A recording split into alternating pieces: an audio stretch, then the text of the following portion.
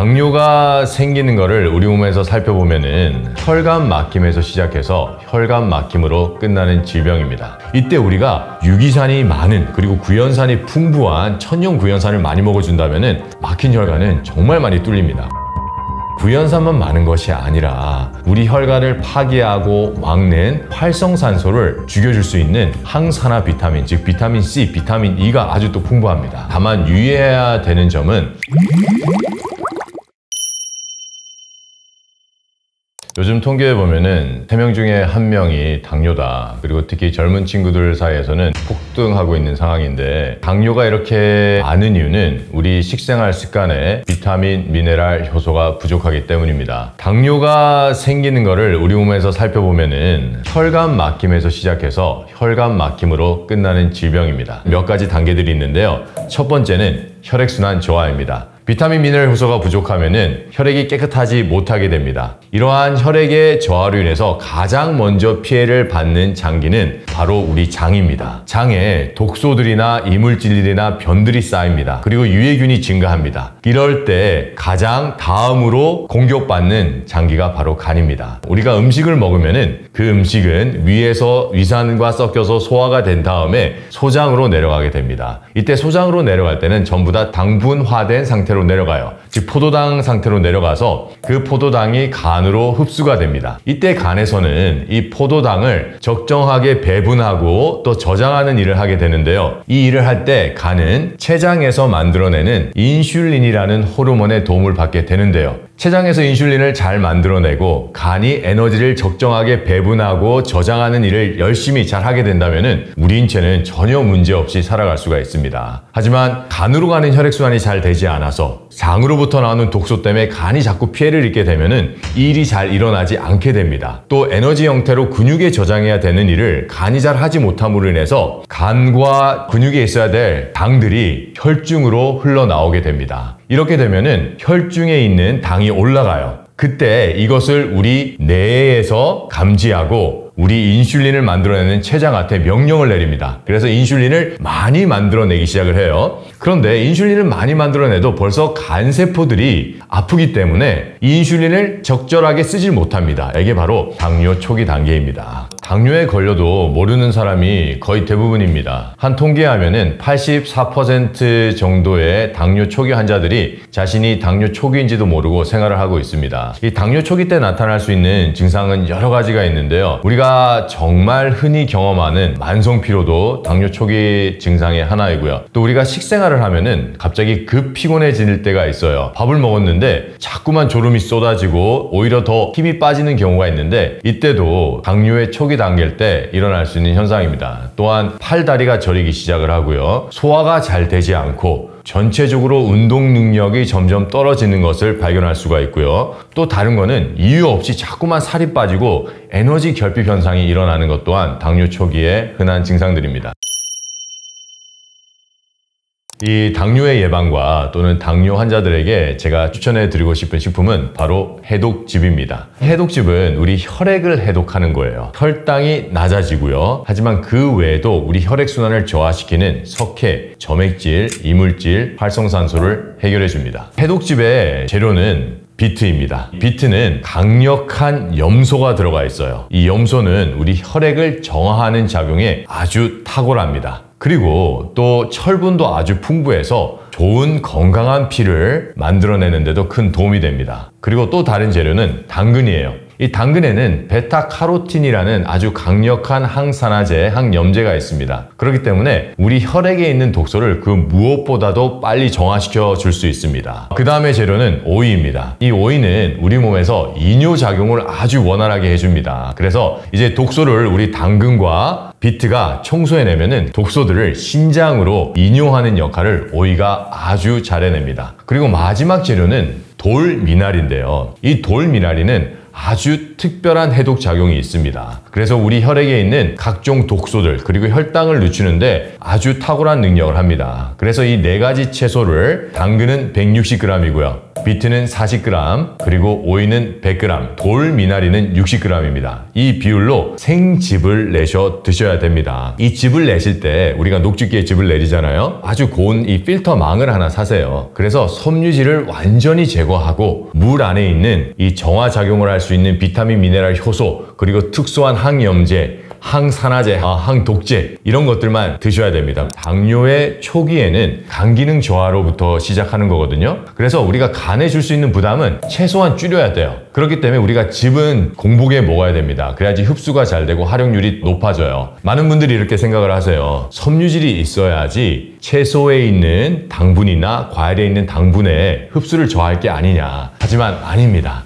우리 채소와 과일에 있는 당분은 일시적으로 우리가 당뇨인 상태에서 먹었을 때는 당을 올리기는 합니다. 하지만 그 당은 우리가 알고 있는 가공 탄수화물에 있는 당과는 전혀 다릅니다. 채소를 많이 먹어서, 내가 과일을 많이 먹어서 당에 걸렸다는 의학적인 보고는 한 건도 일어나지 않고 있는 이유가 바로 그겁니다. 살아있는 비타민, 미네랄, 효소를 충분히 먹어서 그거를 해결하는 것이 최상의 방법입니다. 그리고 그 중에 가장 좋은 방법 중에 하나가 오늘 제가 소개시켜드린 바로 이 해독즙입니다. 처음에는 당뇨 환자분들은 이거를 드시면은 약간 당이 올라가는 것을 경험하실 거예요. 하지만 거기서 멈추지 마시고요. 꾸준히 드셔보세요. 당뇨의 원인인 이 혈액순환 저하가 해결이 되면서 다시 당은 정상화를 찾기 시작하라고 오히려 더 점점 내려가기 시작을 할 거예요. 이 해독즙을 계속 먹으면은 우리 혈액이 전체적으로 정화가 되고 우리 몸의 컨디션이 우선 회복이 되기 시작을 합니다. 첫 번째, 피로가 저하가 되고요. 우리 피부가 좋아지고요. 눈이 맑아지기 시작합니다. 그리고 손발이 저린 분들이 많은데 손발이 저린 것은 혈액순환 저하로 오는 건데 손발 저림도 해결이 되고요. 이 생즙을 먹고 내가 설사가 나고 그리고 가스가 방기가 늘었다 하시는 분들은 장에 유해균이 많다는 소리예요. 그래서 그분들은 천천히 즙량을 늘리셔야 됩니다. 아침에 공복에 한 잔으로 시작하시고요. 점심 드시기 전 1시간에 또 해독즙을 드시고요. 그런 다음에 괜찮아요. 설사도 안 나고 가스도 안 난다. 그러면은 저녁 드시기 전에 한 잔 더 해서 하루에 3잔 한번 드셔보세요. 몸에 일어나는 놀라운 변화를 경험하실 겁니다. 이 식전에 먹으면은 당뇨에 정말 좋은 음식이 있는데 바로 신과일입니다. 그 중에서도 특히 레몬이나 자몽 같은 것들인데요. 이 신과일에는 유기산이 정말 많아요. 이 유기산은 막힌 혈관을 뚫어주는데 아주 탁월합니다. 혈관을 막는 거는 바로 산화된 미네랄입니다. 무기 미네랄이에요. 이거는 우리가 채소를 삶아 먹었을 때나 아니면은 산나물을 먹었을 때 일어나는 것들인데 이때 우리가 유기산이 많은 그리고 구연산이 풍부한 천연 구연산을 많이 먹어준다면은 막힌 혈관은 정말 많이 뚫립니다. 근데 이 레몬이나 오렌지나 자몽같이 신과일은 구연산만 많은 것이 아니라 우리 혈관을 파괴하고 막는 활성산소를 죽여줄 수 있는 항산화 비타민, 즉 비타민 C, 비타민 E가 아주 또 풍부합니다. 그래서 식전에 우리가 레몬수나 더 좋은 거는 레몬즙이에요. 이걸 먹는다면은 아주 좋습니다. 이 레몬즙은 아침 공복에 섭취해도 좋은데 다만 유의해야 되는 점은 내가 위염이나 위궤양이 있다면은 아침에 드시면 속이 쓰려요. 그래서 내가 위염이나 위궤양이 있으신 분들은 오렌지 단독주만 드시면은 되게 좋아요. 그런 다음에 레몬즙은 점심 공복 전이나 저녁 먹기 전에 드세요. 그러면은 위염 있으신 분들도 별 어려움 없이 드실 수가 있습니다. 식후에 먹으면 좋은 음식은 저는 당근 씨앗즙을 강력하게 추천합니다. 이 당근 씨앗즙에는 어마어마한 미네랄과 효소와 비타민이 들어가 있습니다. 그 중에서도 살아있는 칼슘이 그 무엇보다도 풍부한 게 당근 씨앗즙인데 그 미네랄 중에서 가장 중요한 게 살아있는 칼슘이에요. 이 씨앗은 타임지에서도 세계의 10대 식품으로 선정된 만큼 엄청난 영양이 있는데 당근과 씨앗을 같이 즙을 낸 거를 아침 식사하고 막바로 한잔 하시고 점심 식사하시고 막바로 한잔 하시면은 건강이 빨리 회복이 될 겁니다.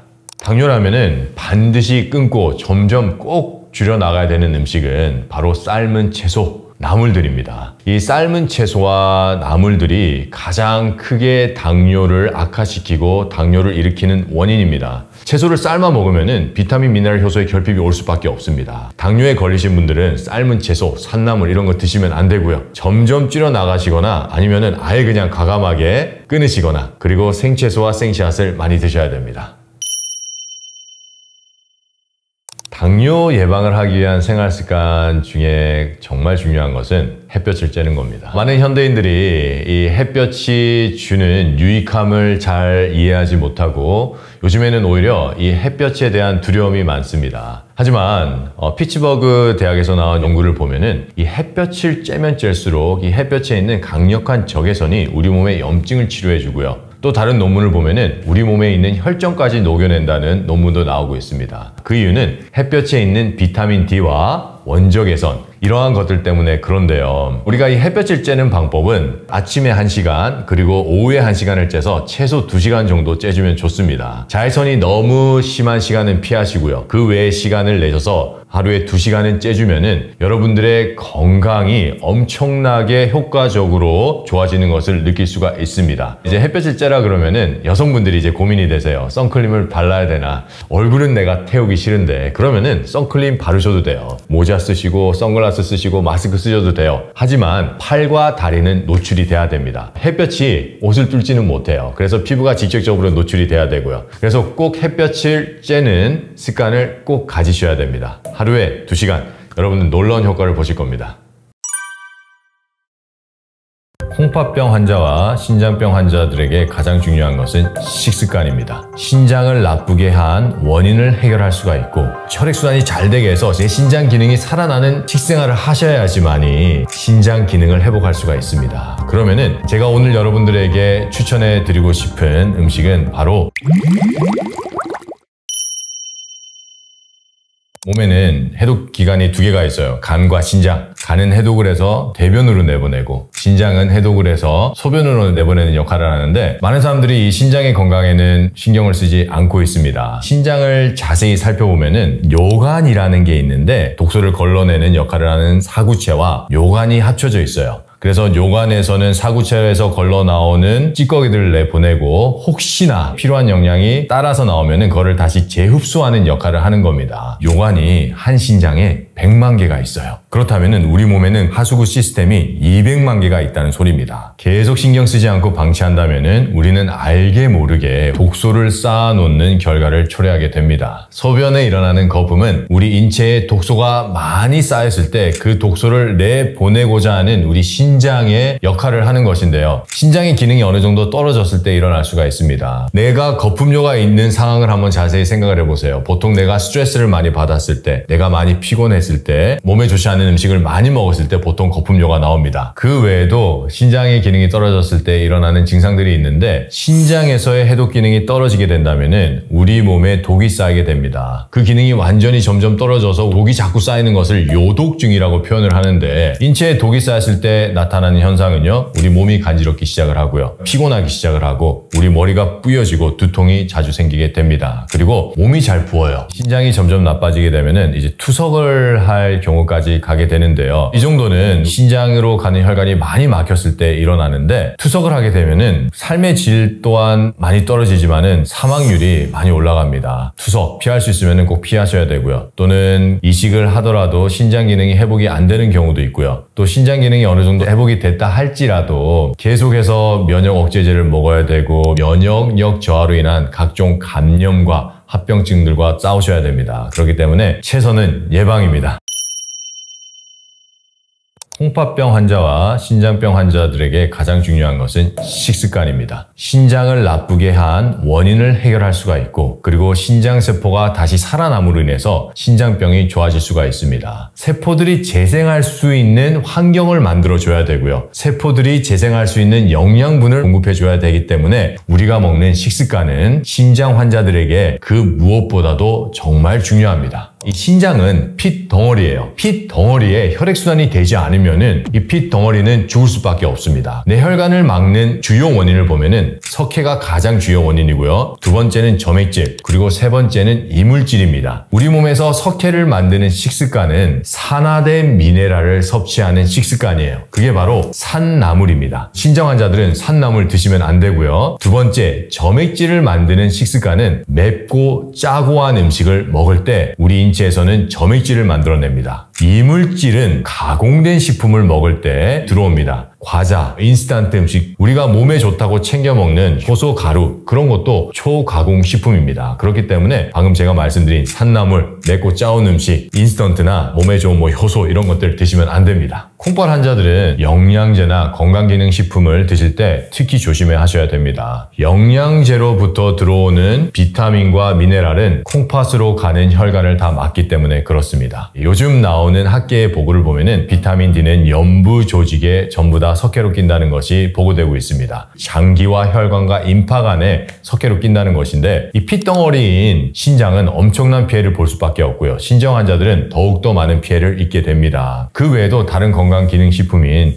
효소나 채소 가루나 이런 것들은 초가공식품입니다. 그 안에 들어간 여러 가지 재료를 살펴보세요. 이름이 모르는 것들이 한두 가지가 아닐 겁니다. 과자나 다른 인스턴트에 들어가는 가공 처리되는 재료들을 별 다르지 않습니다. 그렇기 때문에 효소나 여러 가지 건강기능식품은 콩팥 환자들에게, 신장질환 환자들에게 득보다 실이 훨씬 더 큽니다.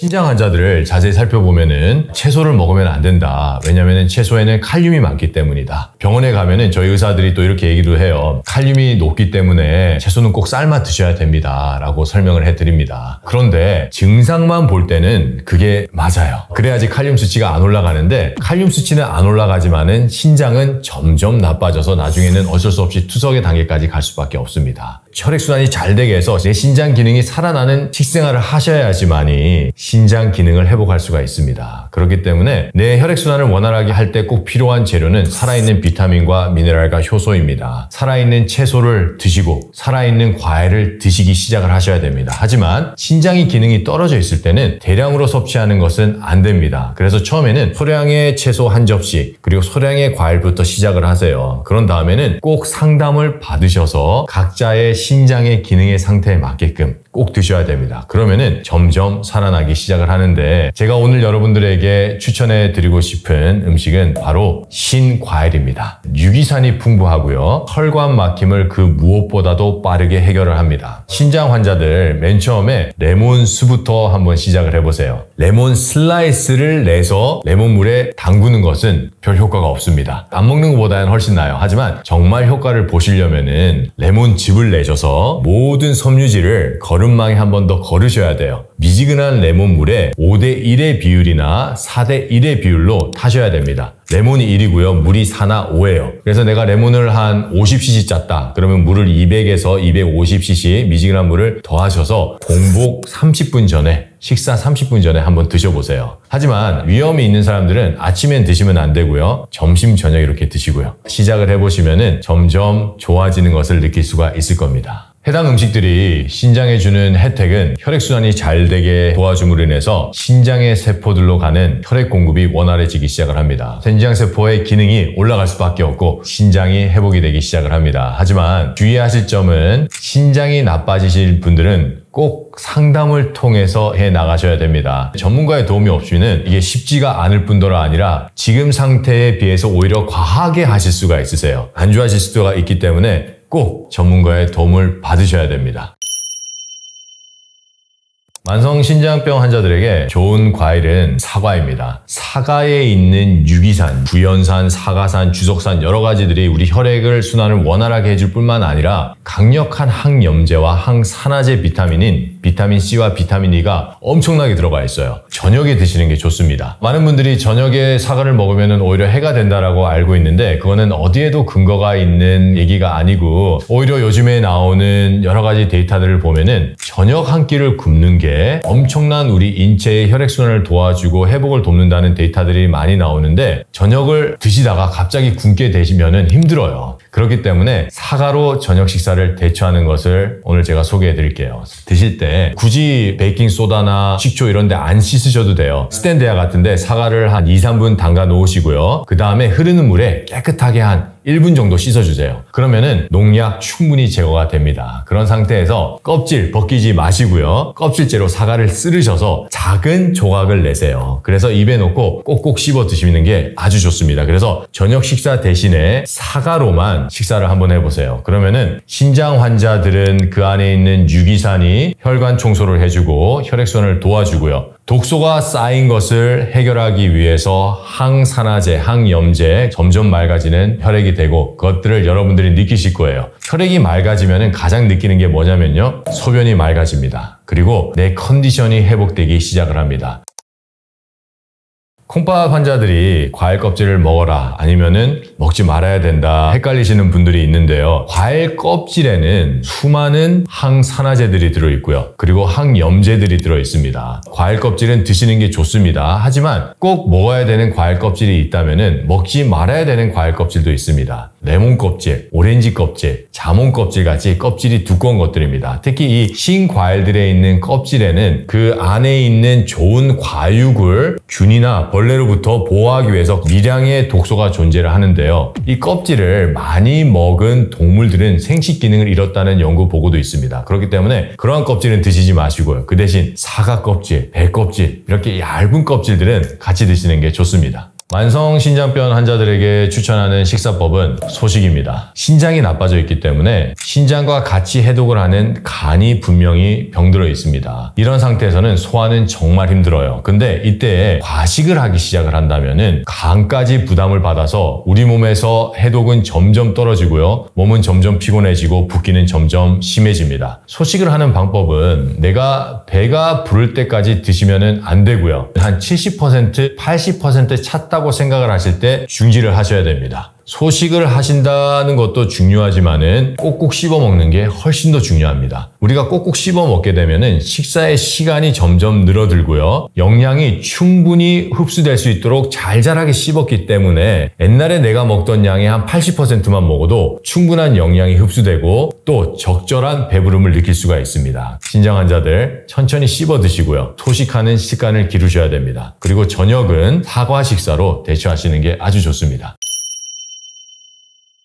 환자들이 물 마시는 법을 정확하게 아는 게 중요합니다. 신장이 원래 하는 일은 우리 혈액에 있는 독소를 내보내는 건데요. 혈액의 농도가 짙다는 것은 혈액에 독소가 많고 혈액에 이물질이 많아서 혈액이 끈적끈적해진다. 그래서 점점 농축이 돼서 색깔이 이렇게 노랗게 된다. 이렇게 생각을 하시는 게 편하실 거예요. 그래서 내가 소변을 봤는데 소변 색깔이 노래요. 그러면 혈액이 안 좋다는 소리예요. 그렇다면 물을 드셔야 되는데 물을 얼마나 먹어야 되느냐. 내 소변이 맑아질 때까지 드시면 됩니다. 요즘에 데이터를 보시잖아요. 하루에 8잔. 미국에서 나온 연구인데 남성은 3.6리터, 여성은 8리터를 먹으라고 얘기를 합니다. 하지만 이 3.6리터와 2.8리터는 식품에 있는 수분까지 다 고려했을 때 얘기를 하는 거예요. 식품에 있는 수분을 제했을 때는 하루에 2리터 정도 먹어주는 게 좋습니다. 신장 환자는 너무 많은 물을 먹으면은 우리 몸에서 물을 내보내는 기능이 어느 정도 저하가 돼 있기 때문에 걸리는 게 신장 질환이거든요. 그렇기 때문에 신장 질환 환자들은 하루에 4리터 이상의 물은 드시면 안 됩니다. 적정량은 2리터에서 2.5리터 정도의 물을 드시는 것이 가장 좋습니다. 신장병 환자들은 다이어트 할 때 조심하셔야 됩니다. 왜냐하면 과도한 다이어트는 독이 될 수 있기 때문에 그렇습니다. 인체는 에너지가 많이 필요합니다. 숨만 쉬어도 에너지가 필요한 존재예요. 충분한 에너지를 공급해 주지 않으면 단백질을 태워서 에너지를 만들기 시작합니다. 인체에서 에너지가 부족한 상태에서 태우기 때문에 불완전 신진대사가 일어나기 시작을 합니다. 세포들은 독성 물질을 만들어내거든요. 우리 신장을 통해서 원래 내보내야 되는데 신장 질환 환자들은 이 독성 물질을 내보내는 기능이 떨어져 있어요. 그렇다면 요산이나 젖산이 우리 인체에 점점 쌓이게 됩니다. 그래서 신장 환자들 중에서 요산의 수치가 높은 사람들이 많고요. 그런데 여기에 좀 심한 다이어트를 해서 더 요산을 쌓이게 된다면 요독증에 걸릴 확률이 훨씬 더 높아집니다.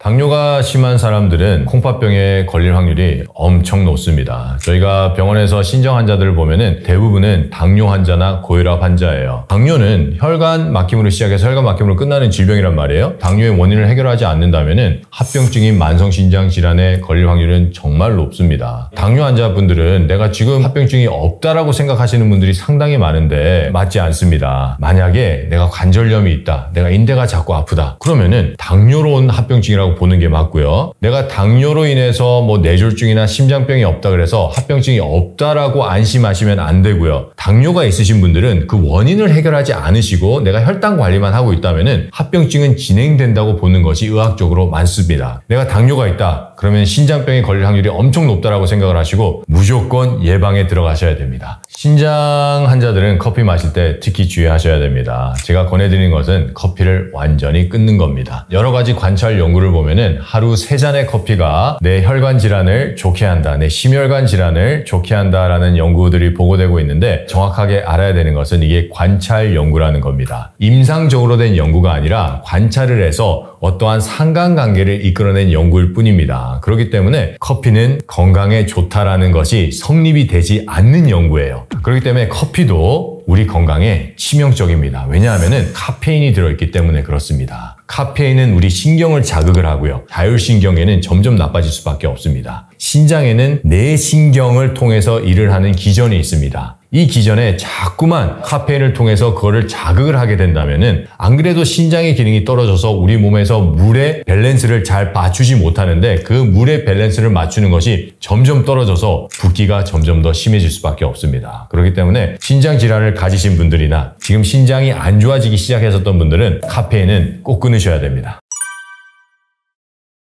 고지혈증을 치유하기 위해서 정말 중요한 부분은 염증 해결입니다. 우리 혈관은 그 염증을 완화시키기 위해서 인체에서 점액질을 만들어냅니다. 이 점액질이 계속 끼면은 우리 혈관은 점점 막히고 혈액순환을 아주 저하를 시키는데 오메가3는 염증을 해결하는 음식입니다. 혈액에 있는 염증을 완화시킴으로 인해서 점액질의 생성을 저하시킵니다. 그래서 고지혈증에서 내가 빨리 회복이 되기 원하시는 분은 매일 아침 한 숟가락만 먹어도 직접적인 효과를 보실 수가 있는 음식인데 이 오메가3가 가장 많은 식품이 바로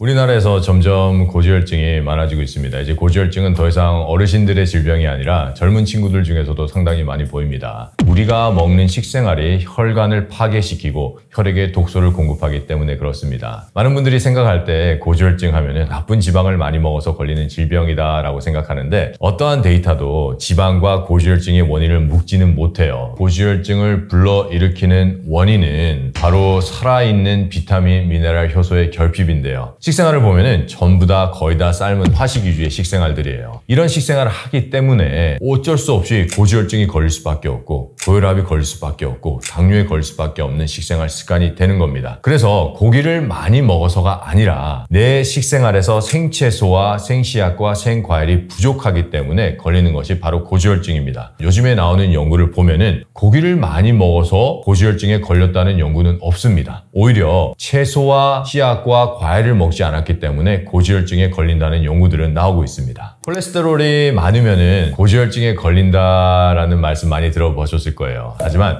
그것은 사실과는 다릅니다. 고지혈증의 원인을 첫 번째, 장 기능의 약화, 두 번째, 간 기능의 약화로 꼽고 있습니다. 어디에도 콜레스테롤이 높은 음식들을 먹어서 걸렸다는 문헌은 보고되지 않고 있습니다. 원래 이 콜레스테롤은 몸에 필요한 지방입니다. 콜레스테롤이 있는 여러 가지 호르몬들이 있고요. 그리고 우리 뇌신경세포의 아주 중요한 구성 요인이기도 하고요. 체세포에서도 꼭 필요한 게 지방입니다. 그렇기 때문에 건강한 지방을 먹어줘야 되고요. 우리 혈액은 우리 생명의 흐름입니다. 혈액에 독소가 없고 충분한 영양소와 산소가 있어야지 각 장기의 기능이 원활하게 돌아가고 세포가 재생을 할 수가 있습니다. 이것이 건강한 상태인데 고지혈증은 벌써 혈액에 독소가 많기 때문에 더 많은 지방이 생성되는 거예요. 독소가 쌓였는데 이제는 지방까지 많아지면서 그 지방이 혈액에 독성의 역할을 하게 됩니다. 각종 장기들이 모두 다 피해를 입게 되고요. 더욱더 나아가 우리 면역 시스템이 점점 떨어지게 돼 있습니다. 뇌로 가는 혈관에 독성이 많게 되면은 치매에 걸릴 확률이 올라가고요. 췌장으로 가는 혈액에 독성이 많아서 혈액순환이 저하가 되면은 당뇨에 걸리게 되고요. 그리고 혈액에 독성이 많아서 면역 시스템이 떨어지면은 암까지 걸리게 되는 겁니다.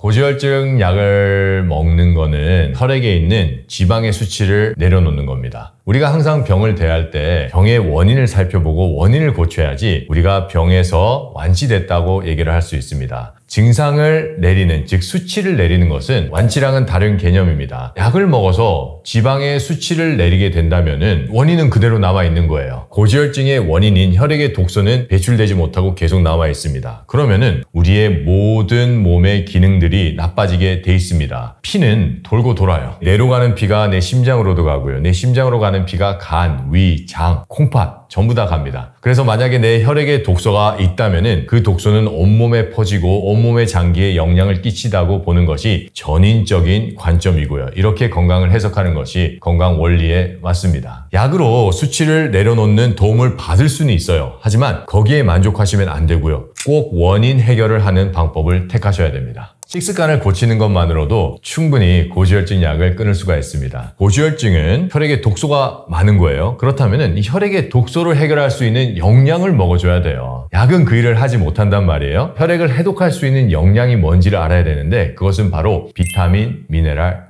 효소입니다. 우리 혈액의 강력한 항산화제이고요. 강력한 해독제입니다. 산성화된 피를 다시 돌릴 수 있는 알칼리 인자로서도 역할을 하는데 우리가 먹는 채소, 당근이나 케일이나 민들레, 시금치에는 150여 종의 알칼로이드가 존재하고 있습니다. 아주 원활한 해독과 항산성화를 이룰 수가 있습니다.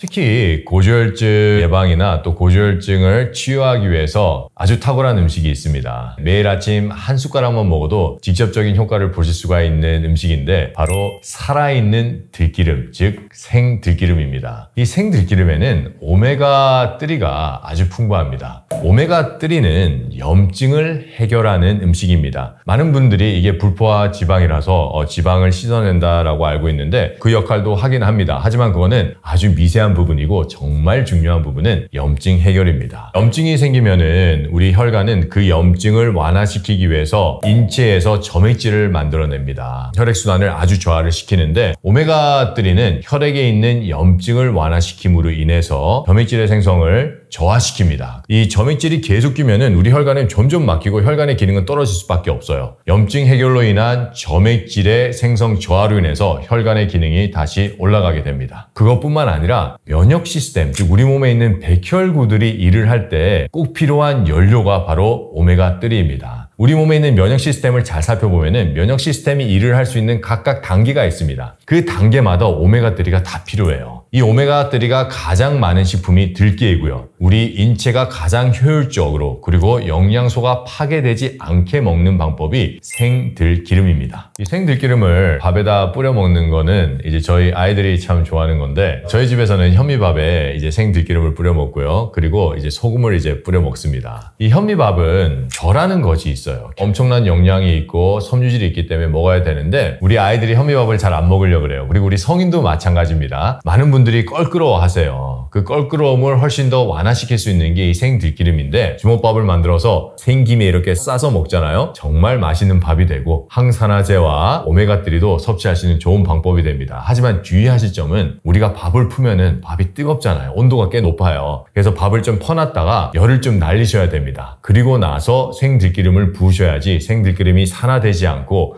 좋은 영양을 우리가 섭취할 수가 있습니다. 오메가3는 우리 뇌신경 건강에도 아주 중요한 역할을 합니다. 뇌신경은 지방으로 쌓여져 있거든요. 그 지방 중에서도 오메가3가 정말 필수 요소입니다. 뇌신경이 원활하게 일을 해야지 우리가 잠도 잘 자고 생각도 잘 되고 기분도 감정도 컨트롤하고 자율신경도 잘 일을 하고 운동신경도 잘 일을 하게 되는데 오메가3를 충분히 공급해 준다면은 그리고 살아있는 오메가3를 공급해 준다면은 생들기름의 형태로 꾸준하게 먹어준다면은 우리 혈관 건강뿐만 아니라 뇌신경 건강도 아주 좋아집니다. 그리고 또 하나는 우리 각종 세포가 있잖아요. 이 세포들은 인지질로 쌓여져 있습니다. 균이나 바이러스나 각종 이물질로부터 자신을 보호할 수 있는 역할을 하게 되는데 이때에도 이 오메가3는 아주 중요한 역할을 합니다. 열량이 높은 들기름을 매일 먹어도 괜찮을까 걱정하시는 분들이 있는데 생들기름은 열량이 높습니다. 그만큼 좋은 에너지원이에요. 열량을 많이 먹어서 내가 살이 찐다라는 것은 잘못된 건강 원리입니다. 열량을 많이 먹고 그 열량을 태우지 못하고 계속 저장하는 대사만 하기 때문에 살이 찌는 겁니다. 하지만 생들기름은 아주 좋은 열량이고 그 열량을 태울 수 있는 각종 각종 미네랄과 비타민이 풍부합니다. 신진대사가 더 원활하기 때문에 피곤함도 해결이 되세요. 그렇기 때문에 걱정하지 마시고 드셔도 됩니다.